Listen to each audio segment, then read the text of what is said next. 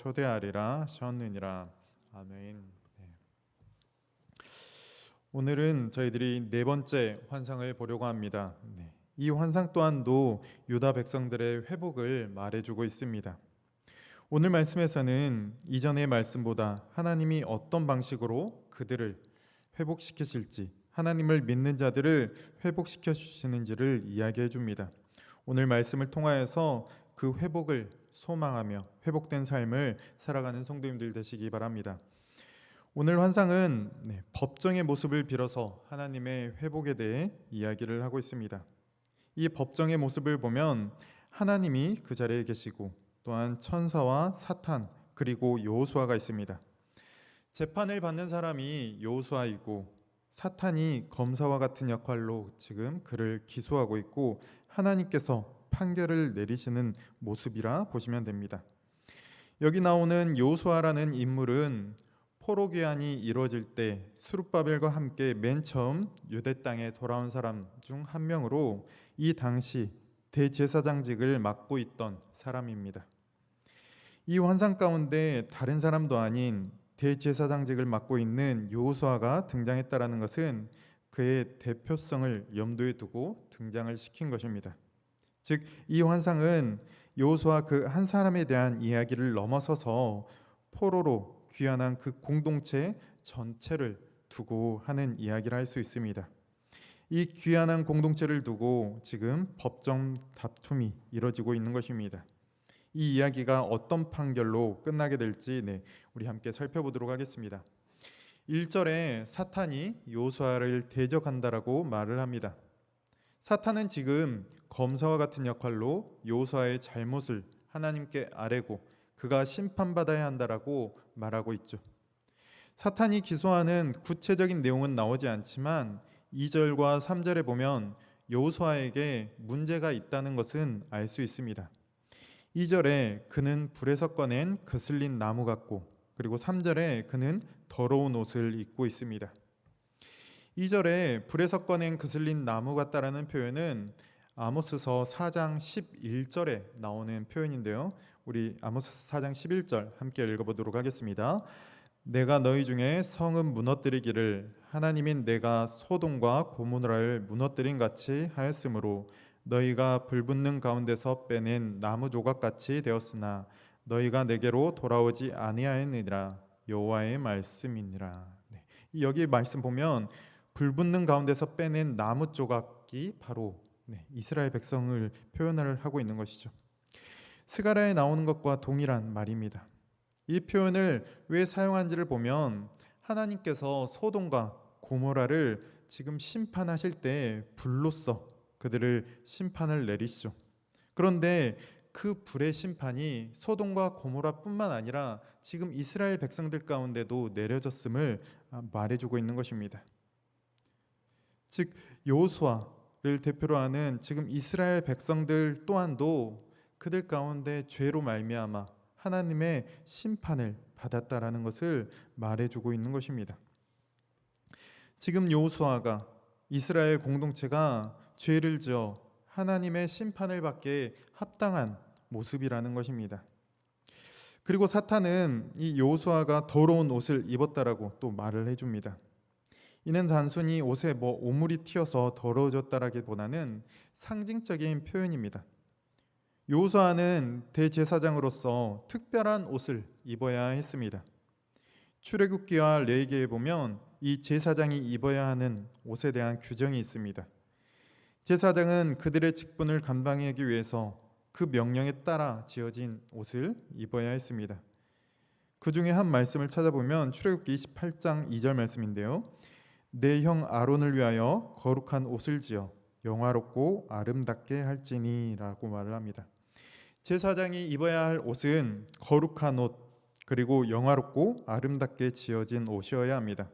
그런데 지금 이 여호수아가 입고 있는 옷은 더러운 옷입니다.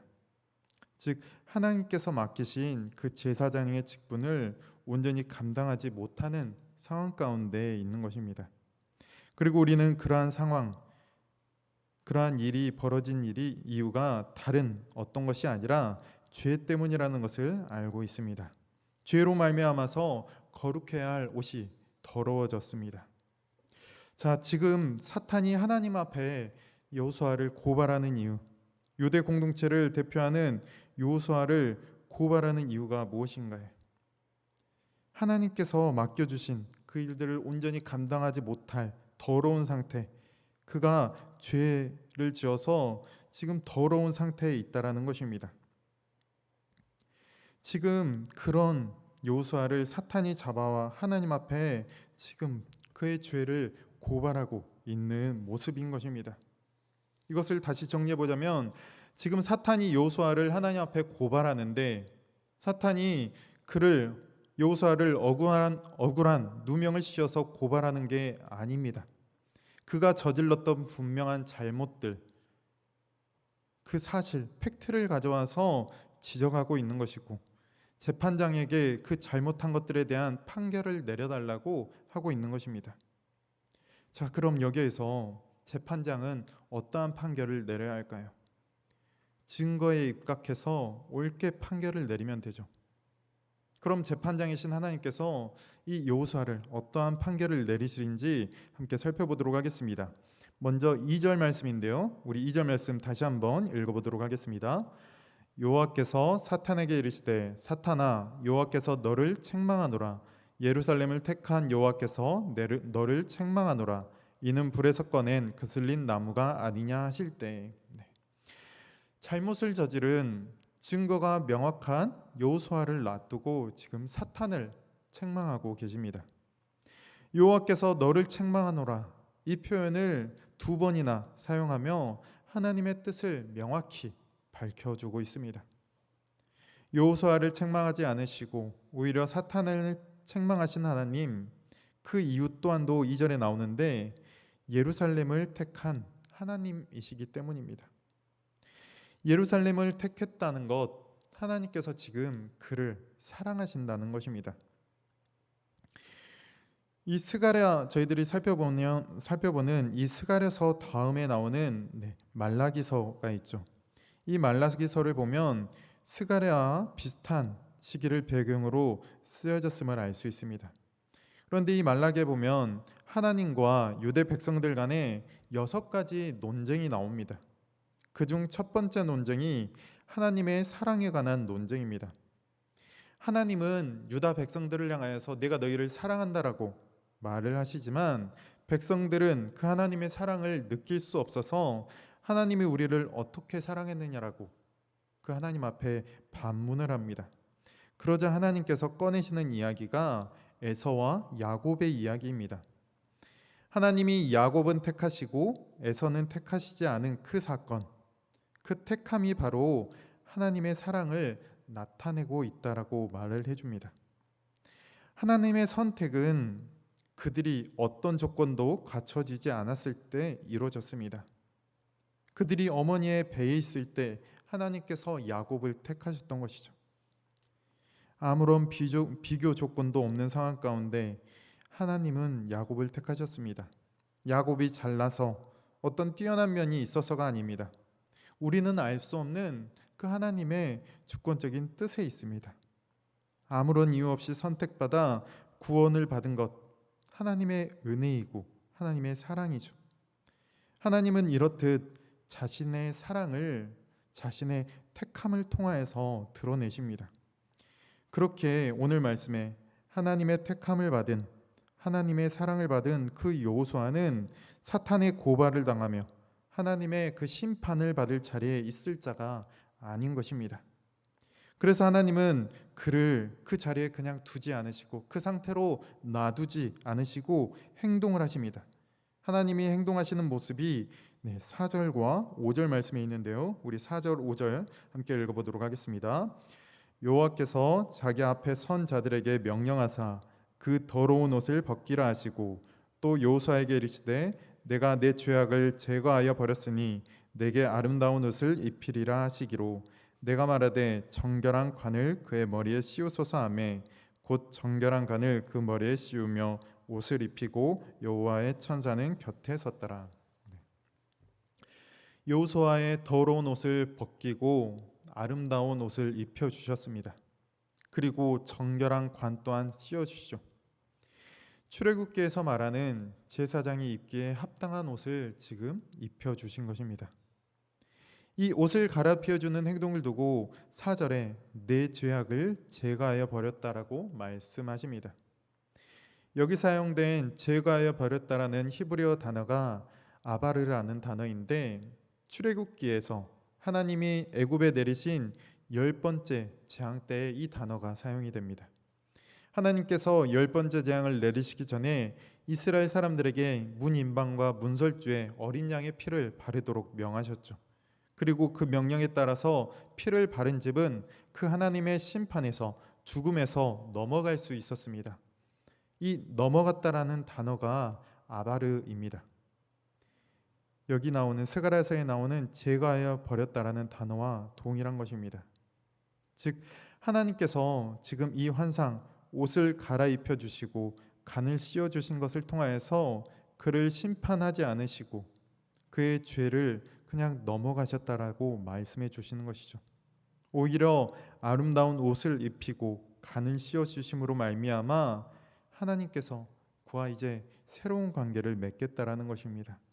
그를 용서하시고 품어 주시겠다라는 것이죠. 하나님의 이러한 선택 앞에 이제 더 이상 사탄이 할 수 있는 것은 없습니다. 그래서 사도 바울도 로마서를 통해서 이렇게 말을 해주고 있습니다. 누가 능히 하나님께서 택하신 자들을 고발하리요 의롭다 하신 이는 하나님이시니 누가 정죄하리요. 하나님의 택함을 받은 자, 하나님의 사랑을 받은 자, 이제 그 누구조차 그 누구도 정죄할 수 없습니다. 여기까지 보면 사탄이 하려는 일과 하나님께서 하시는 일에는 큰 차이가 나타남을 알 수 있습니다. 사탄이 하려는 일은 사람들의 죄를 드러냄으로 말미암아 그를 정죄하며 비참한 가운데 빠지게 만드는 것입니다. 회복을 위한 훈계가 아니라 절망으로 다시 일어설 수 없게 만드는 믿음을 약화시키고 영적인 삶을 파괴하는데 그 목적이 있습니다. 그런데 여러분 우리는 그 게임에 넘어가서는 안 될 것입니다. 사탄이 하려는 일에 넘어가거나 무너지서는 안 되고 오히려 그를 대적해야 합니다. 우리를 이토록 정죄하며 비참하게 만들려는 사단 앞에 우리는 어떻게 대적할 수 있을까요? 하나님께서 하시겠다라고 하신 일을 바라보면 믿으면 됩니다. 우리를 택하여 지금 이 자리로 인도하신 하나님, 우리를 사랑함으로 포기하지 않겠다라고 하시는 하나님, 더러운 옷을 입고 있는 우리에게 새로운 옷을 입혀주신 하나님을 붙드는 것입니다. 조금 전 로마서 말씀처럼 하나님의 택함을 받은 자 누구도 고발할 수 없습니다. 하나님이 의롭다라고 칭해 주시는 자 누구도 정죄할 수 없습니다. 우리가 이 하나님이 하실 일을 믿고 붙드는 것, 이것이 바로 마귀를 대적하는 것입니다. 우리 성도님들 모두가 이 하나님의 말씀을 믿고 붙들고 살아가는 삶, 그래서 하나님의 놀라운 사랑과 은혜를 경험하는 삶이 되시기를 바랍니다. 여호수아에게 은혜를 베풀어 주신 하나님께서는 이제 그에게 그 하나님의 도를 행하며 내 규례를, 하나님의 규례를 지킬 것을 명하십니다. 여호수아나 돌아온 그 유대 공동체들, 그리고 그의 조상들은 각자 자기 소견에 옳은 대로 자기의 길, 악한 길을 따라갔던 사람들이었죠. 그러나 하나님은 그들을 포기하지 않으시고 다시금 붙들어 주시고 은혜를 베풀어 주셨습니다. 하나님은 이제 그 은혜에 합당한 모습으로 그들이 다시금 서기를 명하시는 것입니다. 성도 여러분, 은혜 받은 자는 하나님의 은혜를 경험했다고 끝나는 것이 아니라 그것에 응답하는 사람입니다. 반응하는 사람입니다. 하나님께서 명하시는 것을 지키며 하나님이 뜻하시는 것을 우리 삶에 실천하는 자입니다. 은혜 받았다는 것을 입술로만, 말로만 끝내서는 안 될 것입니다. 하나님은 이미 우리에게 은혜를 베푸셨음에도 불구하고 우리가 그의 도를 행하고 또한 그의 규례를 지키면 또 다른 은혜, 복을 허락하시겠다라고 말씀해 주시죠. 7절에 내 집을 다스릴 것이며 내 뜰을 지킬 것이며 내가 왕래하리라 라고 말씀하십니다. 집과 뜰은 모두 성전을 의미합니다. 요수아가 대제사장으로서 더러운 옷을 입고 있음으로 말미암아 그 역할을 제대로 감당하지 못했지만 이제는 그 더러운 옷이 벗겨지고 아름다운 옷을 입음으로 말미암아 하나님의 도와 규례를 행함으로 하나님께서 맡겨주신 그 모든 사명을 감당할 수 있는 자격이 되었습니다. 특별히 대제사장, 이 제사와 관련해서 성경에서 여러 번 언급하지만 하나님께서 기뻐 받으시는 제사는 제물의 많고 적음, 성전의 크고 적음에 달려 있는 것이 아니죠. 지금 저희가 드리는 이 수요예배가 사람이 적다라고 해서 하나님이 덜 기뻐하시거나 이 예배를 받을지 말지 고민하지 않으십니다. 하나님이 보시는 건 이 예배를 드리고 있는 우리들, 그 예배자입니다. 우리가 어떤 삶을 그동안 살아왔는지, 그리고 우리가 이 자리에서 어떤 마음으로 앉아 있는지가 중요한 것입니다.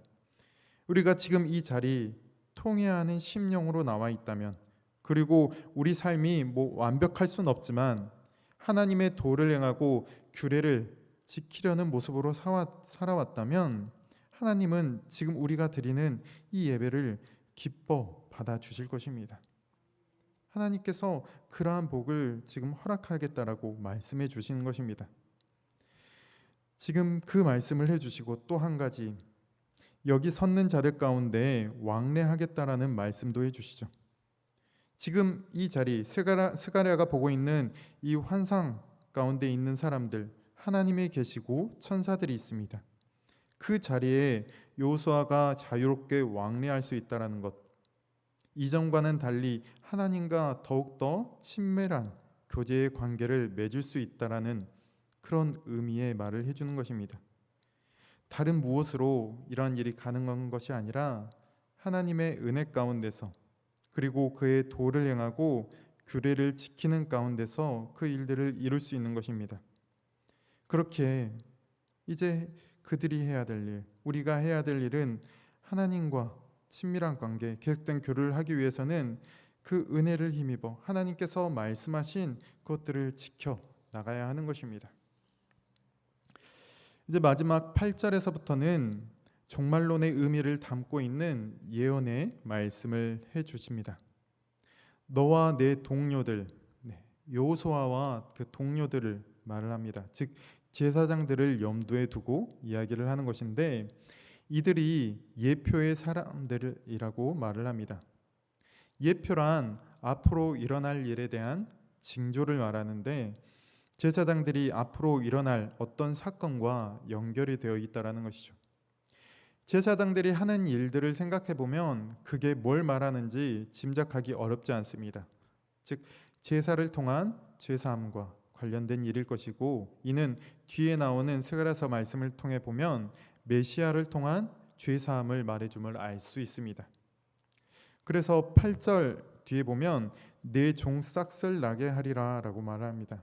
여기에 나오는 종, 싹이라는 표현은 이사야서에서도 나오는데, 저희가 잘 아는 고난받는 종, 즉 메시아에 대한 말씀에 이 표현이 나옵니다.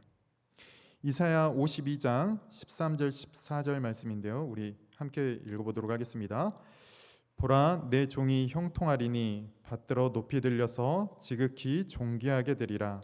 전에는 그의 모양이 타인보다 상하였고 그의 모습이 사람들보다 상하였으므로 많은 사람이 그에 대하여 놀랐거니와. 그리고 53장 2절 말씀도 함께 읽겠습니다. 그는 주 앞에서 자라나기를 연한 순 같고 마른 땅에서 나온 뿌리 같아서 고운 모양도 없고 풍채도 없은즉 우리가 보기에 흠모할 만한 아름다운 것이 없도다. 하나님께서 이 종과 싹의 이야기를 통하여서 오실 메시아, 우리의 대제사장이 되어주실, 우리의 모든 죄를 사해 주실 예수 그리스도를 지금 말해주고 있는 것입니다.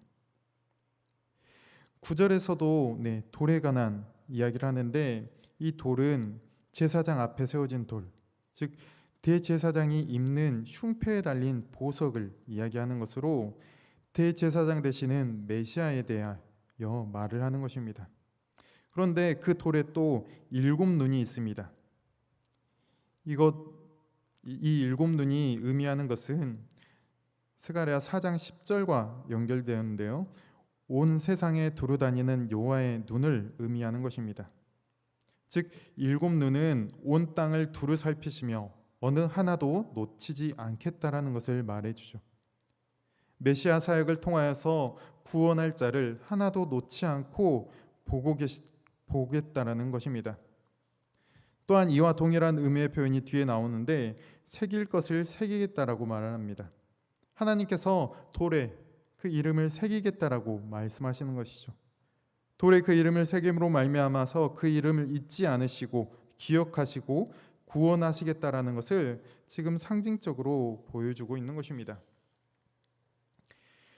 메시아를 통한 그 구원의 역사가 이루어질 것이다라는 것을 오늘 상징을 통하여서 환상을 통하여서 보여주고 있습니다. 우리는 지금 그 메시아가 도래한 이후의 삶을 살고 있기 때문에 이것에 대해 더 잘 이해하고 있습니다. 메시아이신 예수 그리스도가 우리의 더러운 옷을 벗기시고 그가 그 옷을 대신 입으셨죠. 그래서 그가 우리를 대신하여 고통을 당하시고 죽음의 길을 가셨습니다. 하나님으로부터 그 심판을 받으셨죠. 또한 그 예수님께서는 그가 입던 옷, 영광의 옷, 아름다운 옷을 우리에게 입혀주셨습니다. 그리고 그 옷을 입은 우리는 비로소 하나님의 자녀로서 하나님과의 온전한 관계를 맺고 하나님 앞에 온전히 설 수 있는 존재가 되었습니다. 사랑하는 성도 여러분, 오늘 말씀에서 하나님은 그분의 주권적인 은혜로 그의 백성을 구원하여 주심을 보여주고 있습니다. 여호수아가 하나님 앞에 아무것도 한 것이 없지만 하나님은 그를 정죄하지 않으시고 그의 옷을 갈아입히시고 그의 모든 죄악을 제거하셨습니다. 그에게 먼저 다가가셔서 먼저 은혜를 베푸셨습니다. 그리고 그 은혜 받은 자에게 그의 합당한 삶을 살도록 하나님은 요구하십니다. 우리 또한 이 스가랴의 환상처럼 하나님 앞에 아무것도 한 것도 없지만 메시아이신 예수 그리스도를 통하여서 은혜를 입었습니다. 그 은혜를 받았다면 우리는 이제 예전처럼 더러운 옷을 입고 계속해서 살아가서는 안 될 것입니다. 이제는 은혜 받은 자의 삶으로 우리는 살아가야 합니다.